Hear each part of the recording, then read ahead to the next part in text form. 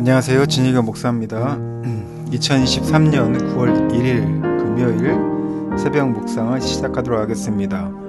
이번 주의 마지막 날이긴 하지만 9월의 첫날의 시작인데요. 오늘은 열왕기상 1장 1절부터 10절의 말씀을 우리가 함께 보도록 하겠습니다.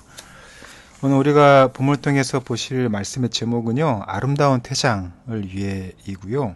그리고 주제는 다윗의 노년의 안타까운 모습은 인생을 어떻게 우리에게 마무리해야 할지를 보여준다입니다. 오늘 우리가 말씀을 통해서 잡음 없이 아름답게 퇴장하기 위한 필요한 것이 무엇일까 한번 살펴보도록 하겠습니다. 오늘 우리가 함께 보실 열왕기상 1장 1절부터 10절까지 있는 말씀은요, 다윗의 임종이 가까워지면서 뒤를 이어서 누가 이제 왕에 오를지가 관건입니다. 다윗이 살아있고 후계자에 대한 계획이 아직 언급되지 않은 상황이었기 때문이죠. 문제는 아들이었던 1순위 아들이었던 아도니아가 다윗을 배반하고 스스로 왕이 될 것을 계획합니다. 그는 왕의 입지를 굳히기 위해서 필요한 사람을 모아서 즉위를 공포하려고 했는데요.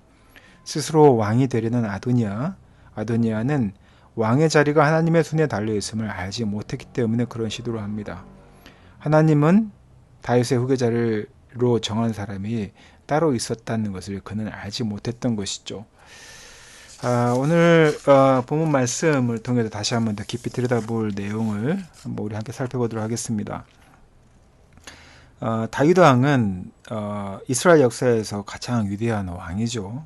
누누이 말씀드리지만 우리나라 유대인은 왕 그러면 세종대왕 이야기를 하죠. 거기에 비견될 만큼 이스라엘 역사에서 전 세계적으로 아주 유명한 왕입니다.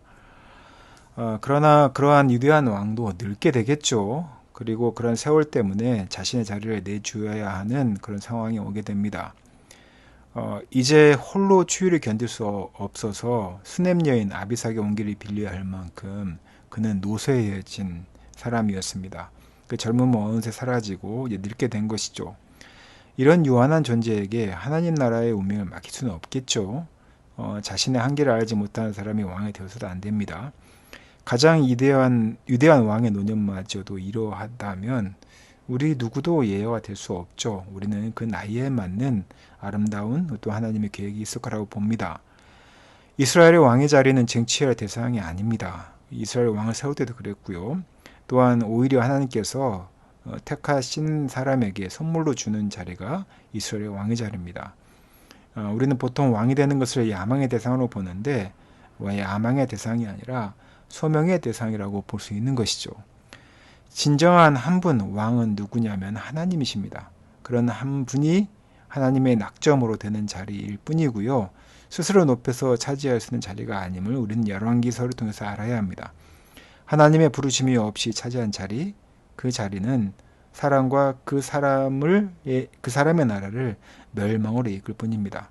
아도니아는 스스로 자신을 높였고 왕이 되어도 좋은 조건만을 고려했습니다. 하지만 이스라엘의 왕을 왕되게 하는 가장 중요한 조건, 이것은 무엇인지 그는 알지 못했고 충분히 자문하지 않았습니다. 그것이 비극이 시작이 된 것이죠.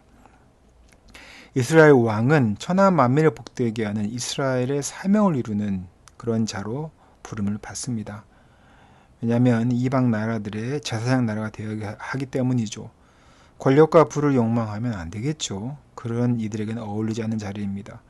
배제하고 혐오하고 차별하고 협작과 폭력과 편가르기의 방법으로는 결코 이룰 수 없는 그런 사명들입니다.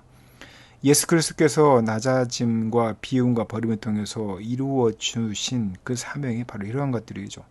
자기를 지지하는 자들만의 잔치로 야망을 구체화하려는 그 아도니아가 했었던 왕에 대한 도모는 매우 우려스러웠고 결국에는 멸망으로 이를 수밖에 없게 된 것입니다. 사랑하는 제일교회 성도 여러분, 다윗의 말년을 보니 어떠십니까?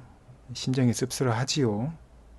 탁월한 왕이었던 그가, 모든 이들의 존경을 받던 왕이었던 그가 왕위의 숭배와 자녀의 훈육에 있어서는 약점을 노출했음을 우리는 볼 수 있습니다. 왕이 이왕의 때를 놓치었기 때문에 결국에는 정치적 암투가 벌어질 수밖에 없었고요. 또한 그런 비밀을 제공했습니다. 어찌 우리가 완벽할 수 있겠습니까마는, 하지만 우리가 아름다운 사역 또 아름다운 일들을 했다면 우리가 퇴장을 할 때도 또 은퇴를 할 때도 준비하고 기도하고 아름다운 이별을 또는 아름다운 은퇴를 해야 되는 것입니다. 사랑하는 제교 성도 여러분, 우리가 교회에서 어떠한 자리를 연연하지 말고 하나님께 주신 그 역할을 잘 감당하며 우리가 물러서야 할 때와 계승해야 될 때 또한 이러한 때들을 잘 구별해서 아름다운 퇴장을 할 수 있는 또한 준비하는 우리 성도 되시기를 예수님의 이름으로 축원하고 부탁드립니다. 함께 기도하겠습니다.